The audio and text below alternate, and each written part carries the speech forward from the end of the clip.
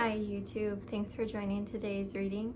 I'll be discussing a generalized overview of what you can expect in the month of December 2023 based off of astrology and tarot. So I've got the astrology calendar for December 2022 out in front of me, and I'm able to see exactly what is going to be occurring in this next month. We have first off Moon entering Aries to start the month. So this, I believe, is indicating that we're going to start our recessive side of us is going to start becoming more action orientated. It's not going to be in the shadows anymore. This recessive trait to want to take action is going to come forward. It's going to be in the moonlight, especially around December 7th when the full moon is in Gemini. Gemini is all about quick communications. So I feel the theme is going to be started about this recessive quality of action coming forward on the 1st, and then you're going to see it peak around the 7th with the full moon in Gemini. You could expect some short-term travels to be taking place around the 7th, or just the idea of it is starting to bud. We have Neptune in Pisces this month, so there's a lot of fantasy thoughts going on, a lot of creative thinking, and these thoughts are not to be disregarded by any means. That let them shine this month with Neptune in Pisces. Neptune is in its natural sign. It's going to feel very at home. Those fantasy-like thoughts are going to be embraced, and you're going to want to take action on them, again with the Aries theme there in place as well. I want to get some clarifiers now from my deck on, this is the Psychic Tarot deck by John Holland, and I'm going to be using it to figure out exactly what Neptune and Pisces is going to be like. What kind of discoveries will the collective be having in regards to fantasy-like thoughts? And I want to remind our group that Neptune is all about the hidden truths. Neptune is like a mother who just naturally, instinctively knows. So Neptune is all about this inner knowingness and bringing it forward in a very compassionate and nurturing way. So let's go ahead and take a look at what our cards have to say. Spirit, what do we need to know about Neptune and Pisces? What do we need to know about fantasy, and what truths will be revealed? It won't be such fiction anymore. Let these fantasies be real. I'm getting the Universe card coming up. So this idea of interconnectedness is coming up. Us, same above as below. This theme has occurred with many different religions, many different spiritual practices, including indigenous backgrounds. We have beadwork symbols that symbolize above and below, these dual worlds, this duality of above and below. So I'm getting Spirit talking about the interconnectedness, just confirming that what we're talking about right now is interconnected, as above, so below. Spirit, what else can I get about Neptune and Pisces? What truths are we discovering? And I got a huge clump there. I'm gonna sort through the clump now. What do we need to know, Spirit, about these hidden truths? These truths to discover. What do we need to know, Spirit? I'm going to pick the third card of the third shuffle, since it's December 3rd's energy that Neptune goes direct in Pisces. We've got firm foundation coming up. So we need to know that now is the time to create a firm foundation for whatever dream you're having. So whatever dream that you're wishing to build into existence, December 3rd is going to be a time to create the firm foundation. So when Neptune, it goes direct, it's in its home sign, right? But it's going to take time. It's not like we can just flip a switch and all of a sudden you manifested your dreams. It's more like Neptune and Pisces is going to awaken those dreams and activate the time that is needed to build the firm foundation to manifest those dreams. On December 3rd, you're having the dream, you're envisioning it, and then from there, you're gonna start manifesting it. What else do we see in the month of December 2022? We see the full moon in Gemini, which, as I've already stated, is all about bringing the spotlight to short-term travel and communications. It's likely that if you're waiting for an answer from maybe a boss or a significant other, that you will get this answer around that time. Full moon is all about manifestations, and Gemini is about communication. So expect some answers around the 7th. Can I get any clarifications? Whoop, that card went flying out. Let me grab that. And this was well worth the fly out. It's all about light. So your darkness, everything that was once in the darkness, is going to be illuminated around December 7th. So if anything was in the darkness that maybe you were unsure about something, then you're going to get your answers on the 7th. And that's literally what I just said in regards to the full moon in Gemini. So this is exciting confirmation from Spirit that there will be answers coming around the 7th. What else can we get, Spirit? What else will we find out around the 7th? Getting this idea that there's similar themes going on with Neptune in Pisces and full moon in Gemini. There's definitely an interconnectedness. That's what astrology is all about. Okay. Thing is, when we know more, we're given more options, right? The more aware we are, the more we realize what options we have, what decisions need to be made. So around the 7th, we're going to be looking at our different options. But there's going to be a level of sacred signs. I get that from the number 7. 7 is a very sacred number. So I'm getting this idea that you will get signs from the universe as to which direction you need to be going around the 7th. And look, the full moon in Gemini is on the 7th, and the card, it also reads number 7. So that's confirmation from Spirit that there's going to be something really spiritual, something really significant around the 7th. You're going to find answers, and you're going to start manifesting them, going towards the road of manifestation. All right, what do we need to choose wisely about, Spirit? Let's pull another card. What kind of decisions will be most upfront for all, for the collective? Okay, this is the card that fell, movement, choices, decisions.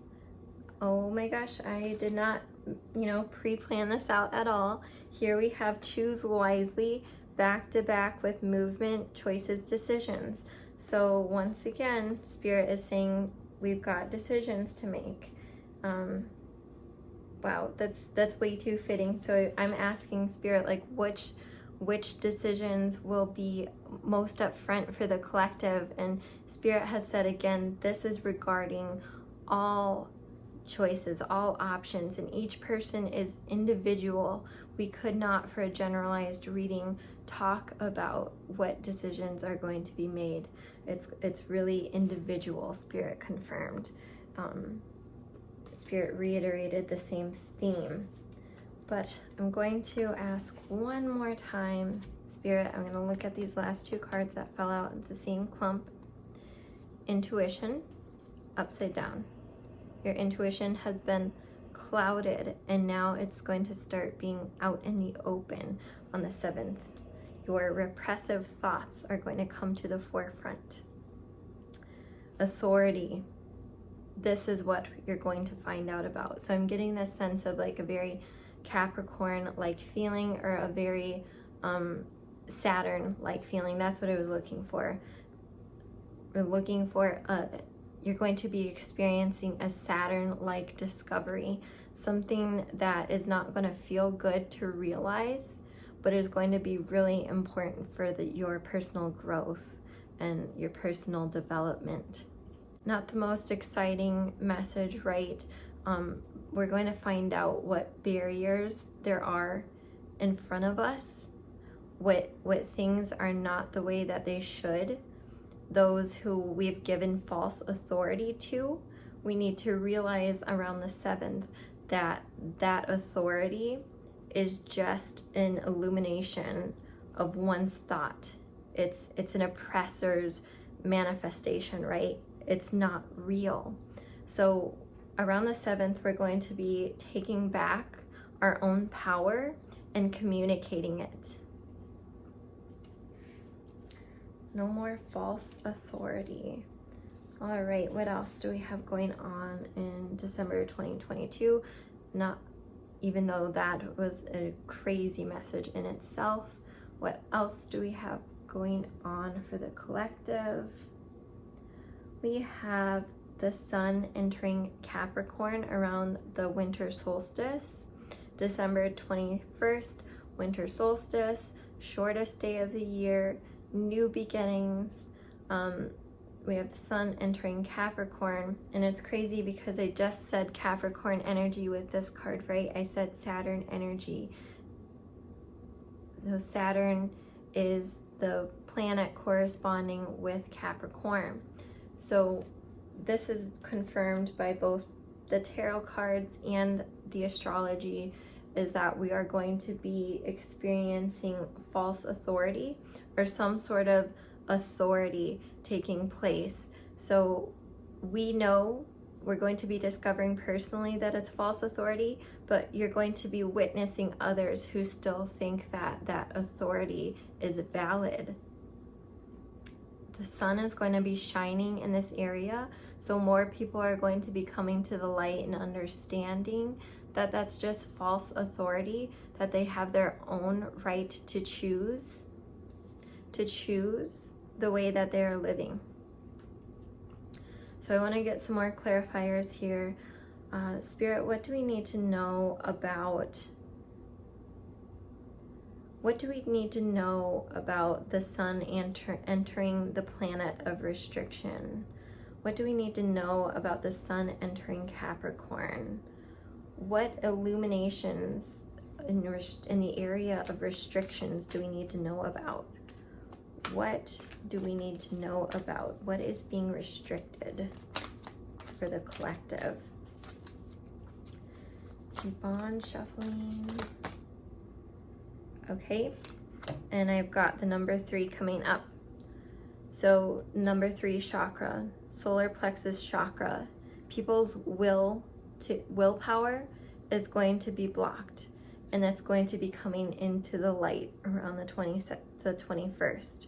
So people's willpower, if we're thinking in a physical manifestation of this form, that would be your solar plexus, your digestive system, maybe even reproductive health, maybe even liver is in this region. So we could be thinking about these areas of the body as needing some kind of cleanse at this point. The sun is entering Capricorn. There could be a good number of people discovering that they're having kidney issues, for example, or digestive health issues, or going through issues of infertility. So I'm not wishing bad on anyone. Please understand that I'm just the messenger, sharing awareness that the light is going to be shining in these restrictive areas. So now might be the time to go pick up on your supplements for those areas within the body, within the solar plexus region, such as milk thistle to detoxify the liver, or NAC, N-acetylcysteine. Sorry, my camera just went out. The other thing that could be helpful, other supplements that could be helpful for digestive issues might be including more fiber in the diet, doing a microbiome cleanse, doing some activated charcoal. There's a number of different cleanses available for your digestive health as well. Okay, what else do we have, Spirit? What else does the collective need to know about what will be illuminating within their restrictions? What do we need to know? What insights will we gain about restriction around the 21st? What is being restricted, Spirit?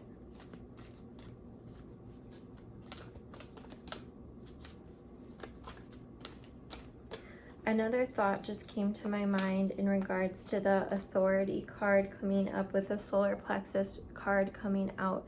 I believe that authority is going to be making people feel as if they need to eat certain things. So we watch TV and we're watching and we're seeing commercials for various health products, including food, that is not necessarily good for us. So I think the 21st is an excellent time to start changing the diet and start looking at what is really within the foods that we're eating and what is really going to help the solar plexus chakra be the most vital and lively that it can be. Do I have any further messages, Spirit? Oh yes, yep. New beginnings. This card literally just flipped over when I asked Spirit for a clarifier. So this is the time to make that new diet a reality. And when I'm saying diet, I'm not saying that you need to limit and cut yourself off of everything. I'm saying start slow, start including new things into your diet. Don't ever restrict yourself by not eating necessarily, but continuing into a new way of eating. Eating more plant-based is going to be helpful. Eating things, including more herbs that are good for your enlightenment. I see this really being about your gut being connected to the mind. If you've ever heard the phrase gut instincts is all about trusting our gut. Somehow you feel within here because it's got so many nerve endings, and our mind does as well. So our gut will often tell us what feels right and what doesn't. Listen to your gut when eating certain foods. Does that feel good, or does it make you feel fatigued? Does it make you inflamed? So choose foods that are going to help you feel better, and herbs as well.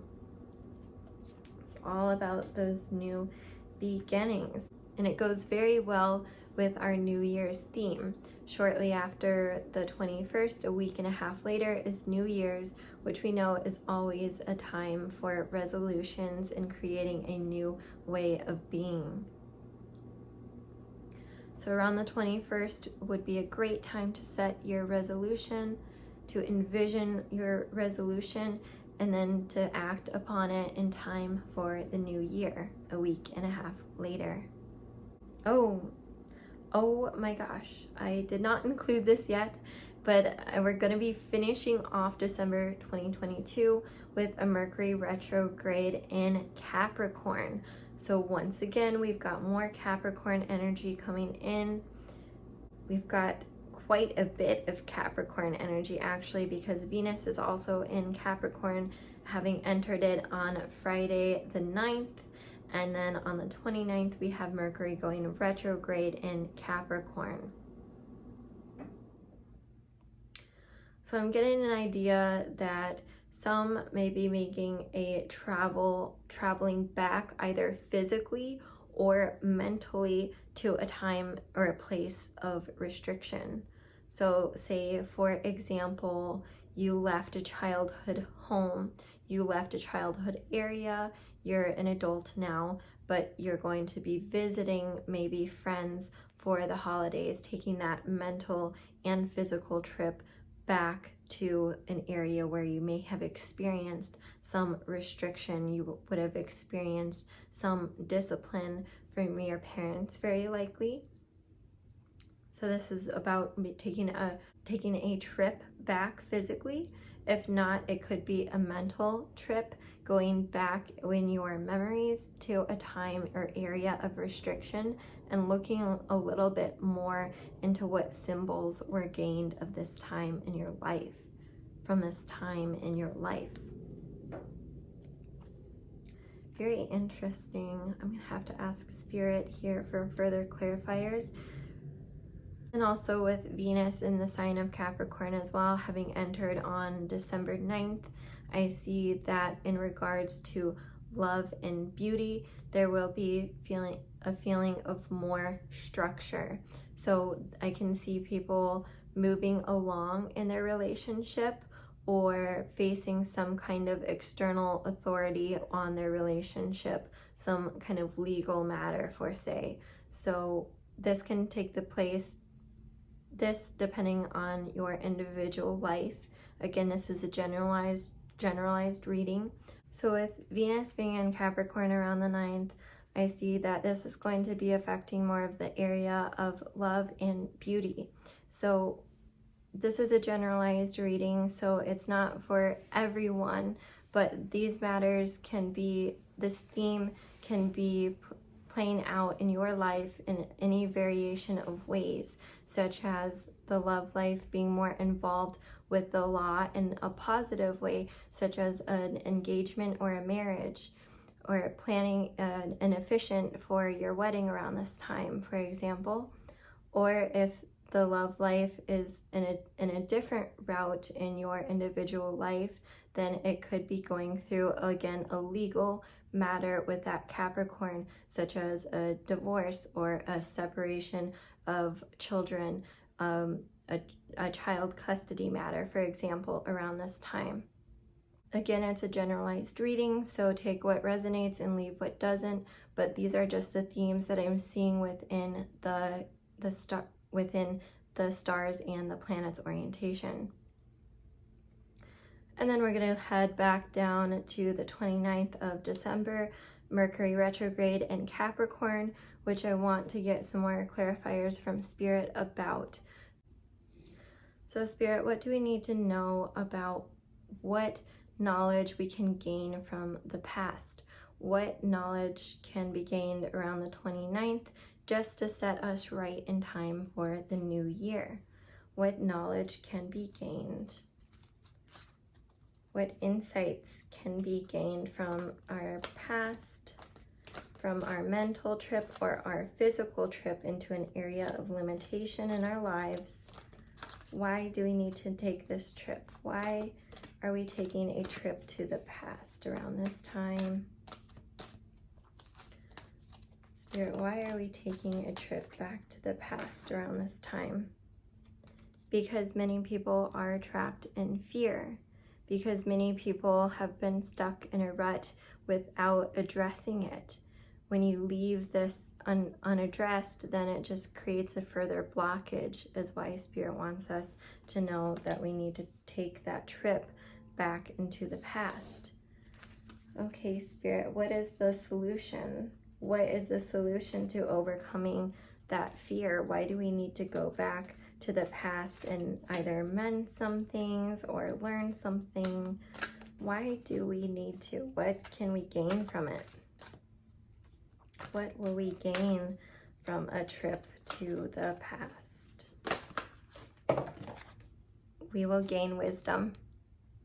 So that card just fell out. Number 5, wisdom. There's a lot to be learned from traveling back in the past and addressing your fears, discussing difficult matters, looking at difficult matters, looking at yourself and the role that you played in difficult matters in order to become wiser, in order to become more creative and insightful.